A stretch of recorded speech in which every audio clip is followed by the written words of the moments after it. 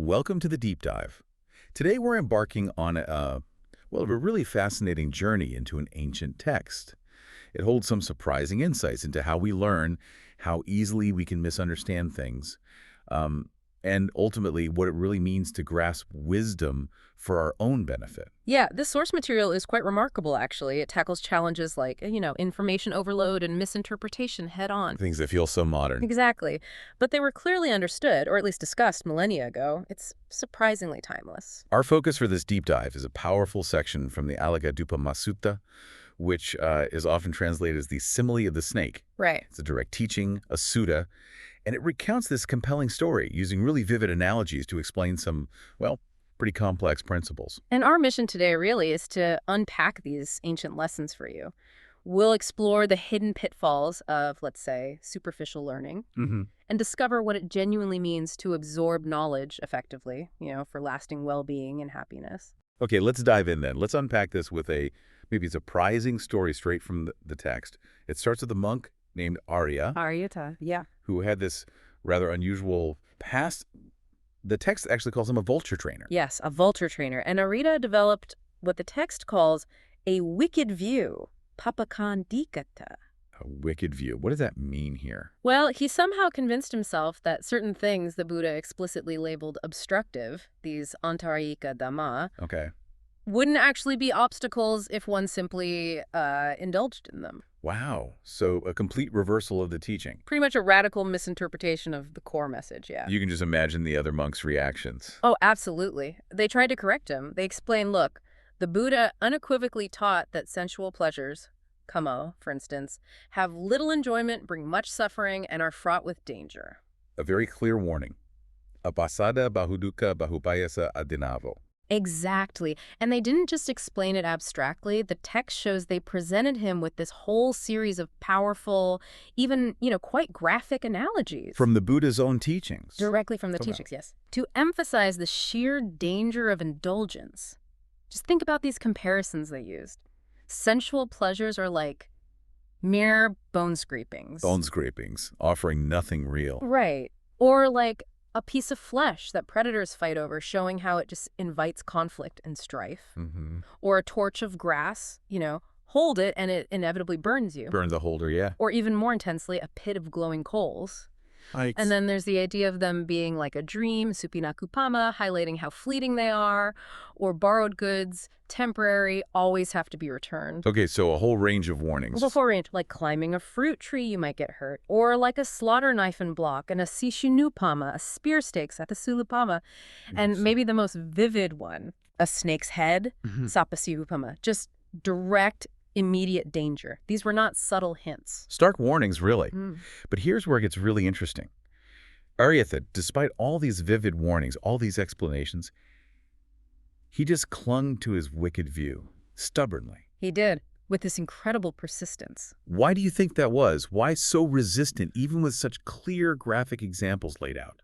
That's a really good question. It suggests maybe a deeper kind of clinging. Not just to the intellectual idea, perhaps, but maybe to the comfort or the familiarity of his own view, however wrong it was. Makes sense. So when he just wouldn't be swayed, wouldn't budge, the other monks, well, they felt they had no choice. They reported his unshakable misinterpretation directly to the Buddha. And the Buddha's reaction? Well, the text says the Buddha confronted Arittha directly, called him a foolish man, Mokkha Parisa. Wow, direct. Very direct. And he reiterated his original teachings, emphasizing how Arittha was basically slandering the teacher, and also, crucially, harming himself. Actively harming himself through this wrong grasping of the ideas. It's such a moment of, profound directness in the text. It really highlights the seriousness, the gravity of getting these things wrong. Absolutely. Ariya's stubbornness is fascinating, isn't it? Because it forces us, and you listening, to ask, how can wisdom itself, or teachings, become like a weapon if they're mishandled? Exactly. And this incident with Arittha leads straight into one of the most foundational teachings in the whole text. It's about how we should approach knowledge, how we learn. And this brings us to the famous simile of the snake, the Alagaddūpamasutta. That's the one. The Buddha explains that some people, he calls them foolish people, Mogapuriza might learn profound teachings, sutta, gaya, all the different forms. Discourses, verses, explanations, stories. Right, all of it. But here's the crucial bit. They don't examine the meaning with wisdom. So they might learn it, but why? For the wrong reason. Precisely. Maybe for argument's sake, aparamanisasi, just to win debates or look clever. Or maybe just to escape blame. Ettivadapamukanisasa. To avoid criticism by appearing knowledgeable. Right. They're not engaging with the real purpose, the transformative potential of the teaching. And the consequence of that, according to the text. This wrong grasping of the teachings, it says, leads directly to long-term harm and suffering. Harm and suffering from learning. That seems counterintuitive. But the analogy makes it clear why. It's incredibly striking. Imagine a man who's out searching for a water snake, an alagadda. Okay. But he doesn't know how to handle it properly. He needs the snake, maybe for medicine or something, but instead of seizing it safely, firmly by the neck, He grabs it wrong. he grabs it by the body or maybe by the tail. And what happens then? Oh, I can see this coming. The snake whips back, turns around, and bites him. On the hand, the arm, somewhere, causing death or deadly suffering. Wow. And the text explicitly states the reason. Because the snake was grasped wrongly. Alagadda. So it's not the snake's fault, not the teaching's fault. Not inherently. It's the handling. It teaches us that even powerful knowledge, profound teachings, if they're mishandled or fundamentally misunderstood, can actually become incredibly dangerous. Poisonous, even. But there's a flip side, right? There's hope in this teaching. Yes, definitely. The text then shifts. It describes noble disciples, kullūpamaṃ. These individuals learn the very same teachings, the suttas, the gathas, all of it. But they approach it differently. Completely differently. They examine their meaning with wisdom. Paññāya atau paparakanti. They aren't learning just to argue or show off or avoid blame. They're learning for the true purpose. For the genuine transformative purpose. And for them, this right grasping of the teachings, shugahita hitame. Leads to the opposite result. Exactly. It leads to long-term welfare and happiness. Degarata hitaya sukaya. So the analogy changes now. The analogy shifts beautifully. This time, the person seeking the snake, the wise person, uses a tool, a forked stick. Tarasukurina. Like a sneak catcher's tool. Precisely. And they use it to firmly pin the snake down, seizing it by the neck. Meaning a proper grip. A proper, safe grip. And the text says, even if that snake then coils around his hand or his arm or any part of his body, They can't bite him. he won't suffer death or deadly pain. Why? Because the snake was grasped rightly. Alagadda. It makes so much sense. It highlights the absolute importance of precise, correct understanding and skillful application. It's not just what you know, is it? It's how you hold it, how you engage with it. That idea is crucial, how to grasp knowledge properly. But then the text takes it another step further, doesn't it? What happens once you've used that knowledge? Yeah. Use it effectively, say, to cross some kind of threshold. Right. It challenges us again with another really powerful analogy, the simile of the raft, the kullūpamaṃ. The raft. Okay, how does this one work? This analogy speaks to the ultimate purpose of the teachings themselves. Why are they given? So imagine someone on a long journey, and they come to a vast body of water, a flood maybe. The near bank where they are is dangerous, it's fearful, but the far bank looks safe, secure, kema apehaya. But there's no bridge, no ferry boat, nothing to get across easily. Exactly. So what does this resourceful traveler do? They gather materials they can find lying around grass, sticks, branches, leaves. Whatever's available. Whatever's available. And they bind it all together, build themselves a raft, a kulla. Okay, makes sense. And using this raft, relying on it, striving diligently with their hands and feet, they manage to cross over safely to the other side. Sutina paragachati. Success. They made it to the safe shore. They made it. Now, here comes the crucial part, the insight. Once safely across, the traveler thinks, wow, this raft was incredibly helpful. It really served me well. You'd be grateful for sure. Absolutely. But then what does the wise traveler do? Does he think, this raft is so valuable, I must carry it with me? You'd think maybe, but knowing where this is going, probably not. Exactly. Instead of hoisting it onto his head or carrying it on his shoulder, the text says he simply leaves it beached on the dry land or sets it adrift in the water and goes his way. He just leaves it, lets it go. Lets it go. It served its purpose. So the relevance, the application of this for you, the listener, is profound. The Dhamma, these teachings, they're like that raft. Precisely. They are given for the purpose of crossing over, nitthāya, not for the purpose of grasping and holding on to, no gahantaya. Wow. And what's really fascinating and maybe challenging here is that the text explicitly states, knowing the simile, you should understand that even wholesome teachings should be abandoned once the goal is reached. Even the good stuff, the helpful stuff. Even the wholesome dhammas, yes, dhamma pivo pahataba, let alone, it adds, unwholesome things, pajjhayattama. That really raises a big question, doesn't it? If we're meant to let go of even the very tools, the very teachings that help us achieve the goal, what does that imply about our whole approach, our approach to learning, to applying knowledge in our lives? It's a deep question. Does holding on to something, even if it's good, even if it's the raft itself, eventually become its own kind of obstacle? Does it prevent further movement? It's a powerful challenge to let go, even of the most helpful tools once they've served their purpose. It really makes you pause, doesn't it? Yeah. To consider what else in our lives we might be clinging to, maybe even good things, that are actually preventing us from moving forward, from finding deeper freedom. Yeah. And that idea of letting go, it seems to unlock the next core insight in this text, which is his fundamental understanding of non-self, anatta. Exactly. The text explains 6 bases for views, dhyani, specifically views about a self that can lead directly to suffering. 6 ways we kind of construct a self and get stuck. Sort of. It's as an untaught, ordinary person. Someone who hasn't really looked into these things tends to view their experience, their physical form, their feelings, perceptions, mental formations, consciousness. The 5 aggregates, right? Khandhas. The 5 aggregates, yes. Essentially all the components that make up our moment-to-moment experience of being a self. They view these things as this is mine, this I am, this is myself. Etamama isohamasmi isameta. A deep-seated identification. A very deep identification. And it often includes this persistent clinging to a belief in permanence.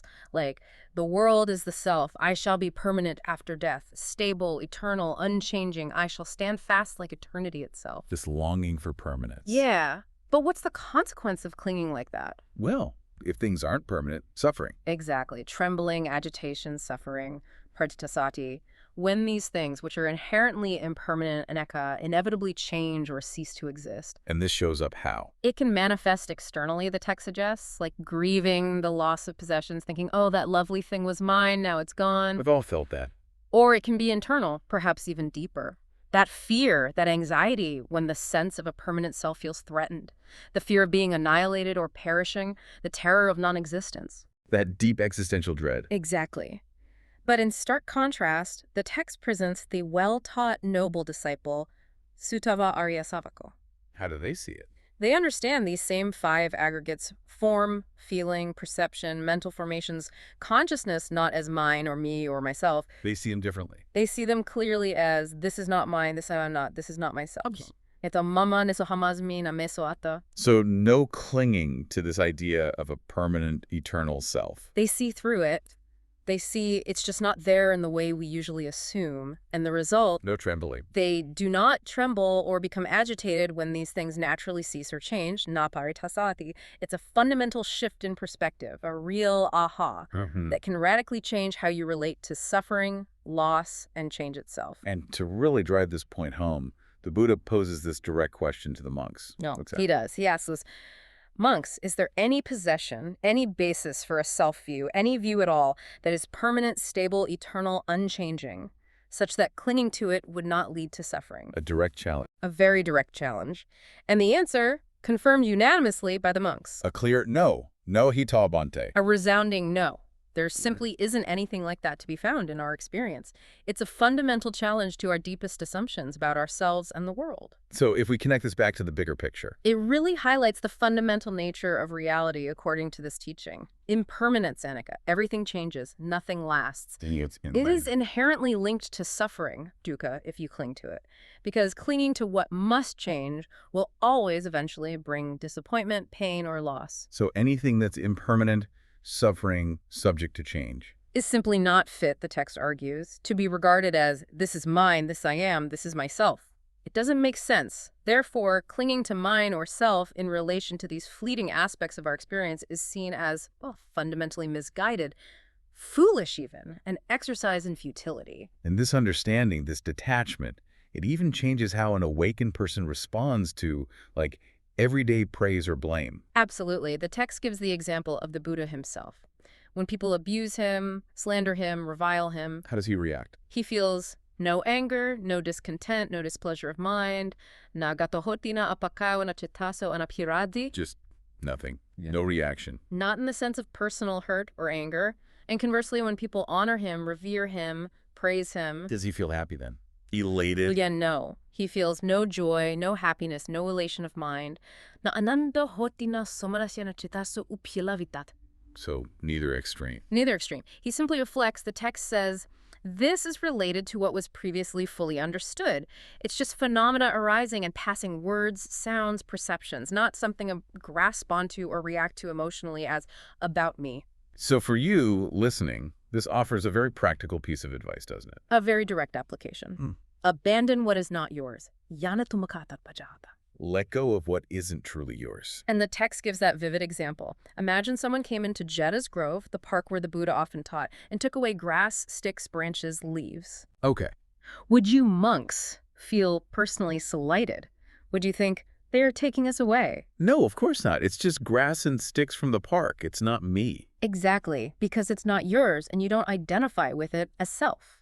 In the same way the text argues, your physical form, your feelings, perceptions, thoughts, consciousness, they are not truly yours in that permanent, possessive sense. So letting go of that sense of mine. Letting go of that clinging, that identification, abandoning it, pajahatha. That, the text says, will lead you to long-term welfare and happiness. Tumakata bahina hitaya sukaya bhavisati. It all ties back together, right? Grasping, letting go of the raft, understanding non-self, it leads to this freedom. Yes, and this deep dive really concludes by outlining the transformative impact, the fruits of properly grasping these teachings. It describes different stages of spiritual attainment, painting this picture of complete freedom. How does it describe someone who is fully liberated and arahant? It uses several really vivid metaphorical terms. An arahant is described as, for instance, one with the bar lifted. The bar of ignorance, avisha, has been completely removed, abandoned, uprooted. Ignorance gone. Gone. Or one with the moat filled in, the moat being the cycle of renewed existence, punabhava. Yeah. That cycle has ended because rebirth is abandoned. No more coming back. Right. One with the crossbar pulled out, the crossbar being craving, tacha, that's gone too. Craving removed. One with the bolt withdrawn, the bolt representing the 5 lower fetters, panyakoram bhagyani sayojanani, that bind beings to the cycle of suffering in this world. Those are abandoned. The ties are cut. Completely cut. Such a person is called noble, with the banner laid down, the burden put down, unbound. The banner being the conceit, I am as me mana. That's utterly abandoned. It's a powerful image of someone totally unbound, totally free. Absolutely. And the text makes this incredible claim. The freedom is so complete, so profound, that even the gods, like Indra or Brahma, searching for the consciousness of such a liberated being after death, they cannot trace it. They can't find it. Ananuvejo. Wow. That's a truly amazing statement about ultimate liberation. It really is. And the source then goes on to categorize other disciples, those still on the path, based on their progress. So it's not all or nothing? Not at all. There are non-returners, anagami, who've abandoned those 5 lower fetters and will attain final nibbana without ever returning to this world. Okay. There are once-returners, sakadagami, who've abandoned the first 3 fetters and weakened greed, hatred, and delusion. They'll return just once more to this world to make an end of suffering. One more time. Then stream-enters, Sotapanna. They've also abandoned the first 3 fetters and have unshakable confidence. They've entered the stream, basically, and are certain to reach enlightenment eventually, within 7 lifetimes at most. They're on the path for sure. Definitely. And then there are even those described as Dhamma followers, Dhammanusarino, and faith followers, Saranusarino, people developing wisdom or faith, respectively. So different ways in. Different ways in, different stages, but all of them are said to be bound for enlightenment. And even those with just mere faith or affection for the Buddha, the text says, are bound for a good destination for heaven. That shows a real graduated path and inclusivity in the teachings. There's a way forward for everyone, it seems. It really does. It mapped out the journey. Wow. What an incredible deep dive into the Alagaddūpamasutta. We've really covered a lot of ground, We have. exploring the real danger of misinterpreting even profound teachings like Arittha did. Mm-hmm. Then the wisdom in rightly grasping knowledge, like skillfully handling that snake, getting the right grip. Yeah, crucial. And then that ultimate freedom found in letting go even of the raft once you've crossed the river. That's right. I think the core lesson, if you boil it down, seems clear.